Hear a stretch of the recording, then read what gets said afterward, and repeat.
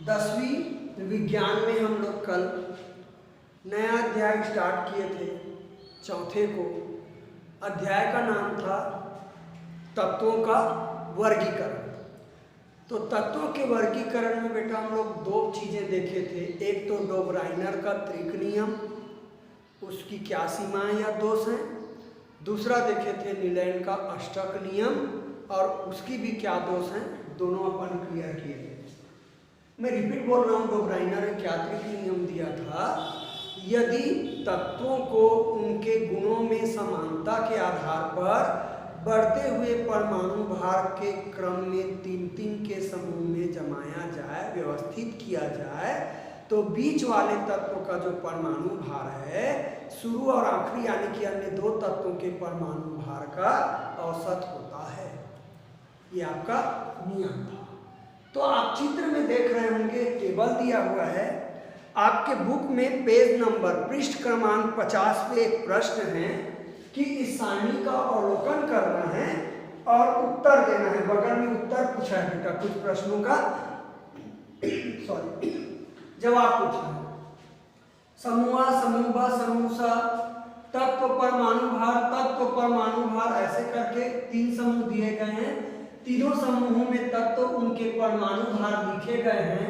तत्व, उसका परमाणु भार, इस तत्व का परमाणु भार गायब है, कहीं तत्व गायब है, ऐसा करके एक टेबल बनाया है।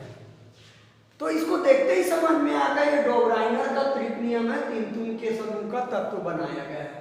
समूह अ ऐसे लेंगे बेटा, समूह को अपन, है ना, समूह ब मतलब इन तीन तत्वों का समूह है, तो डोबराइनर के त्रिक नियम के आधार पे है। तो पहला प्रश्न पूछा है, समूह अ के मध्य में कौन सा तत्व आएगा।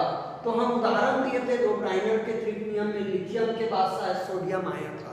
तो आपका जवाब आएगा समूह अ के जो खाली स्थान है के मध्य में सोडियम आएगा, जिसका संकेत होता है आपका Na, सोडियम आएगा। ठीक है, तो पहला जवाब आपका हो जाएगा। दूसरा पूछा है, समूह ब के मध्य के तत्व का परमाणु भार क्या होगा। तो समूह ब के मध्य का तत्व का परमाणु भार ये गायब है। तो बेटा डोबराइनर का त्रिक नियम कहता है कि मध्य में जो तत्व है उसका परमाणु भार शुरू और आखिरी के तत्व के परमाणु भार का औसत होता है। ठीक है, तो दूसरा पॉइंट का जवाब आ जाएगा Sr का परमाणु भार। Sr स्ट्रांसियम, हिंदी में पढ़ेंगे तो स्ट्रांसियम का परमाणु भार होगा बेटा, दोनों को जोड़ दीजिए, 40.1 धन 137.3/2। मध्य में जो भी तत्व रहेगा उसका जो परमाणु भार है औसत होता है शुरू और आखिरी का। तो इन दोनों को जोड़ूंगा, रफ में जाके जोड़ देता हूं, 40.1 और 137.3 को जोड़ूंगा तो 4771 177.4 आएगा। नीचे जगह नहीं इसलिए बगल लिख रहा हूं, आप लोग नीचे लिख सकते हैं।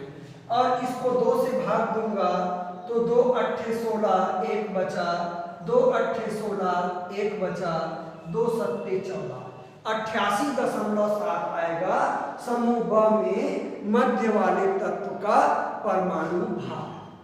ठीक है, कोई ऐसा नहीं है आपका कि कठिन है। तीसरा प्रश्न पूछा है, समूह स के मध्य वाले तत्व का परमाणु भार क्या है। समूह स के मध्य तत्व का परमाणु भार गायब है। तो आप लोग घर में निकालना बेटा, ब्रोमाइड का परमाणु भार क्या है, ऐसे इन दोनों को जोड़ देना और 2 से भाग देना, तो तीसरा जवाब देना आपका काम है। ऐसे ही आप लोग तीसरे का जवाब निकाल लेना।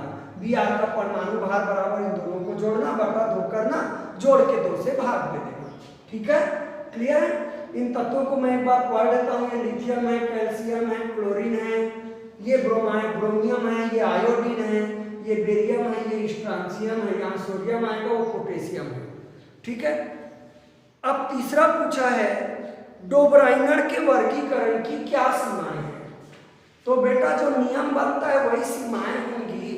तो डोबराइनर की वर्गीकरण की सीमा ये है कि समान गुण वाले तत्वों को परमाणु भार के बढ़ते क्रम में 3-3 के समूह में जमाया गया।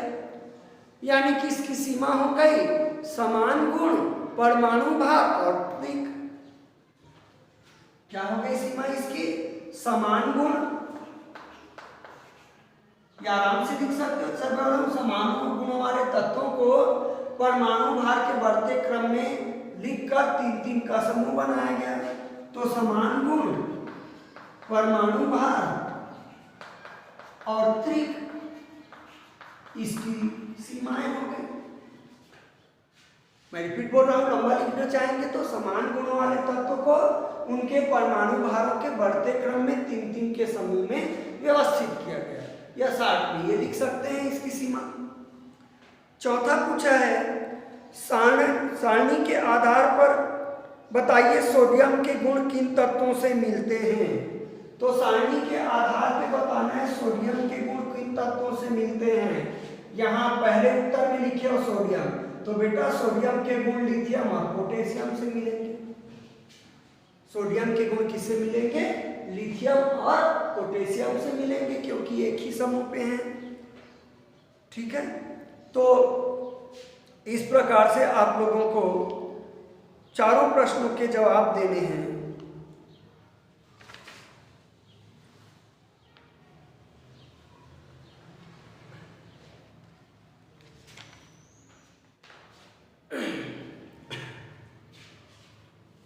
वैसे डोब्रिनर की सीमाएं कर मैं लिखाया भी था, डोब्रिनर की आपको डबल लिखोगे तो इसको लिख लेना, या कल के उत्तर को देखोगे तो कल के उत्तर को देख लेना, मुझे कोई फर्क नहीं पड़ता, दोनों करेक्ट है। आगे हम बात करेंगे लोथर मेयर का वक्र। लोथर मेयर के वक्र का,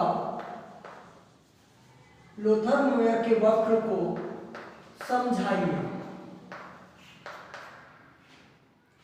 लोथर मेयर के वक्र को समझाना है, प्रश्न नहीं होगा लेकिन आपको बनाने हैं। लोथर मेयर के वक्र को समझाइए। अब ये क्या है लोथर मेयर का वक्र? तो मैं बना तो नहीं पाऊंगा बेटा बोर्ड में, तो आप लोग एक काम करना, ये देखिए आप लोगों के बुक में पेज नंबर 50 पे बना है, ये लोथर मेयर का वक्र है। इस वक्र को आप लोग देखेंगे, इसके आधार पे हम आप लोगों की पढ़ाई करवा रहे हैं। लोथर मेयर का वक्र है, ठीक है। तो लोथर मेयर ने क्या किया? एक वक्र खींचा। किसके किसके बीच वक्र खींचा? तत्व के परमाणु भार और आयतन के बीच में ग्राफ खींचा। आपको ग्राफ नहीं बनाना है, एग्जाम में नहीं आएगा, केवल लिखना बस है। लोथर मेयर ने तत्वों के परमाणु भार और आयतन के मध्य क्या खींचा? ग्राफ खींचा। कुछ इस प्रकार से ग्राफ आया हुआ है। मैं एक अंदाज बता देता हूं। उन्होंने पाया कि बेटा एक जैसे गुण वाले तत्व ग्राफ के शिखर में थे। जिनके गुण एक जैसे थे वो ऐसा ग्राफ बना, उसके शिखर में थे। एक जैसे वाले गुण वाले तत्व ग्राफ के चढ़ाव पे थे। जो ग्राफ के चढ़ाव पे बिंदु थे उन तत्वों के गुण एक जैसे थे, और जो ग्राफ के ढलाव पे थे, ढलान पे, वो तत्व के गुण एक जैसे संबंध थे आपके। तो इस प्रकार से उन्होंने बताया कि तत्वों के जो परमाणु भार हैं वो, या परमाणु आयतन के अनुसार तत्वों के गुण आपके निर्भर करते हैं। मतलब तत्वों के परमाणु भार और आयतन में तत्वों के गुणों की क्या आती है? समानता आती है परमाणु भार और आयतन के अनुसार में। और लास्ट में इन्होंने नियम बना दिया कि तत्वों का जो परमाणु आयतन है, परमाणु भारों का आवर्ती फलन होता है। आवर्ती फलन बेटा क्रमशः आपके बदलना या क्रमानुसार आपका आवर्त के रूप में, आवर्त होना बेटा एक निश्चित अंतराल में आगे उसको आवर्त बोलते हैं कि आवर्ती फलन बदलेंगे। तो लोथर मेयर ने क्या किया? मैं रिपीट बोल रहा हूँ, तत्वों के परमाणु भार और परमाणु आयतन के बीच में वक्र खींचा। उन्होंने अपने वक्र में पाया कि समान गुणों वाले तत्व वक्र में एक जैसी स्थिति में थे। हाइड्रोजन के गुण समान हैं, फ्लोरीन, क्लोरीन, ब्रोमीन, आयोडीन, तो वो आपके शिखर पे थे। ठीक है, तो इसको मैं आप लोगों को लिखा रहा हूं। ठीक है, लोथर-मेयर के वक्र को समझाइए। तो लोथर-मेयर के वक्र में आप लोगों को लिखना है कि लोथर-मेयर वैज्ञानिक है। मैं लिख रहा हूं बेटा आंसर को। लोथर-मेयर में तत्वों के परमाणु भार और परमाणु आयतन के बीच ग्राफ खींचा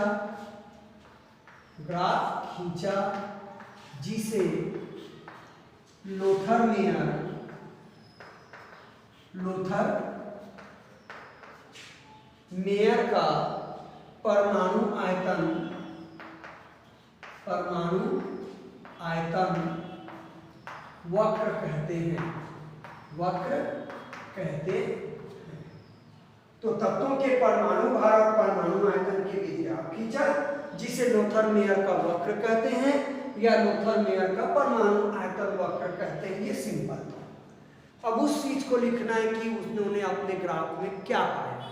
तो ध्यान से देना बेटा, प्रश्न बना सकता है लोथर-मेयर के वक्र के शिखर में कौन से तत्व थे, चढ़ाव में कौन से तत्व थे, ढलान में कौन से तत्व थे, नीचे बिंदु पे कौन से तत्व थे, ऐसे बना सकते हैं क्वेश्चन आपका। इसका मैं जिक्र दे रहा हूं, आगे लिखना है, इसी में मैं मिटा रहा हूं।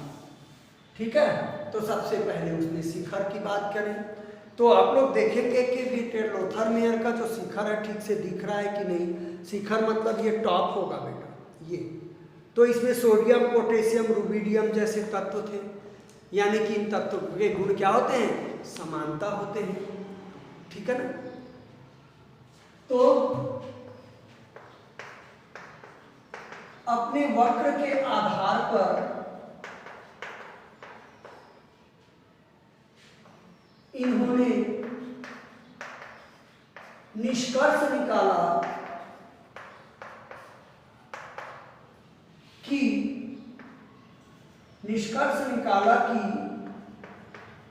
समान गुणों वाले तत्व वक्र में एक जैसी स्थितियों में पाए गए। जिन तत्वों के गुणों में समानता थी वो वक्र में एक जैसे स्थितियों में पाए गए। जैसे आपके शिखर में था सोडियम, ग्राफ देखे ना आप लोगों ने, सोडियम, पोटेशियम, रुबिडियम, ये ग्राफ के आपके शिखर में था, यानी कि इनके गुणों में समानता पाई जाती है आप लोगों के। तो आप लोग लिख सकते हैं जैसे सोडियम, पोटेशियम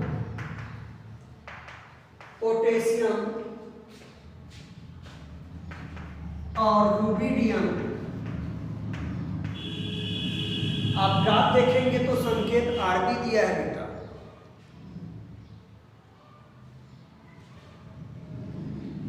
वक्र के शिखर पर थे, अतः इनकी गुणों में समानता होती है, तभी वो वक्र में एक जैसे स्थितियों में आए। आप चाहे तो आप वक्र देख सकते हैं, सोडियम, पोटेशियम, रुबिडियम वक्र के शिखर पे थे, यानी कि इनके गुणों में क्या होती है, समानता होती है। वैसे आप लोग फ्लोरीन, क्लोरीन, ब्रोमीन वक्र के चढ़ाव पे थे। ग्राफ देखना बेटा, मैं बना दिया, बार बार नहीं बनाऊंगा। इसी प्रकार गुणों में समानता रखने वाले तत्व क्लोरीन,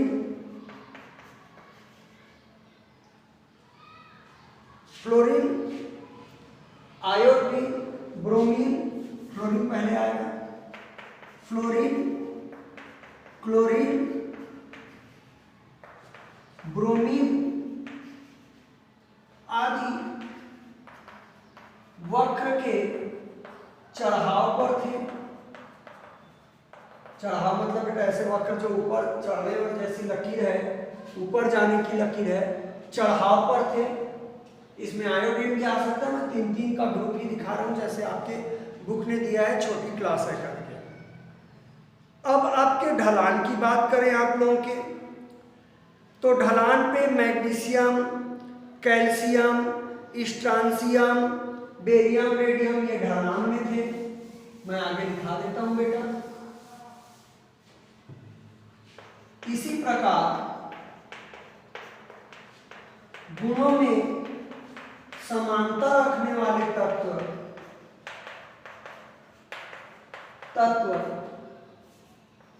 मैग्नीशियम, कैल्शियम, स्ट्रांसियम आदि वक्र के ढलान पर थे। तो चढ़ाव ले लिए, ऊपर ले लिए और ढलान पे ले लिए। ठीक है, अब हम बात करेंगे नीचे की। तो नीचे आप लोगों के एल्युमिनियम जैसे तत्व थे आप लोगों के ग्राफ के नीचे में। ग्राफ चूंकि आप लोगों के पास है नहीं, तो बोरान, एल्युमिनियम जैसे गुणों में समानता रखने वाले तत्व आप लोग ग्राफ देखेंगे नीचे बेटा, है ना।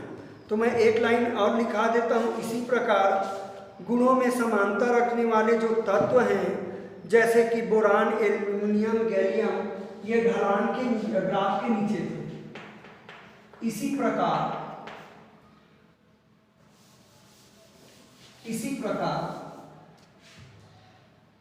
गुणों में समानता रखने वाले तत्व बोरान, एल्युमिनियम, गैलियम आदि वक्र के नीचे थे। तो हम सभी जगह आप लोगों के वक्र को क्लियर कर लिए और आप लोगों को लिख दिए गए। टॉप पे कौन आया था ग्राफ में, तो ग्राफ बनाने की जरूरत नहीं है, ना एग्जाम में आएगा। ग्राफ को आप लोग बेटा बुक से देखेंगे, ठीक है ना। अब ये गैलियम जीए है, ग्राफ बनाने की जरूरत नहीं है, ग्राफ नहीं आएंगे।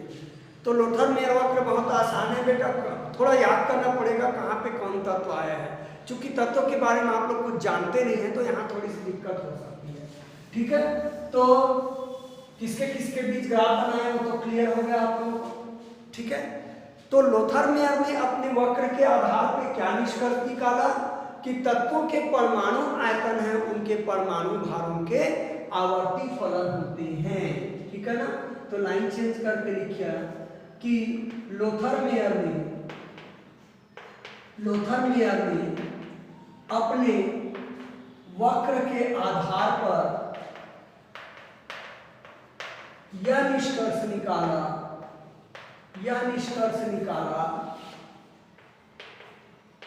कि तत्वों के परमाणु आयतन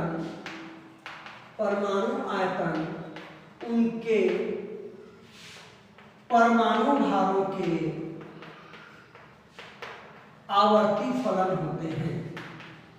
आवर्ती फलन होते हैं।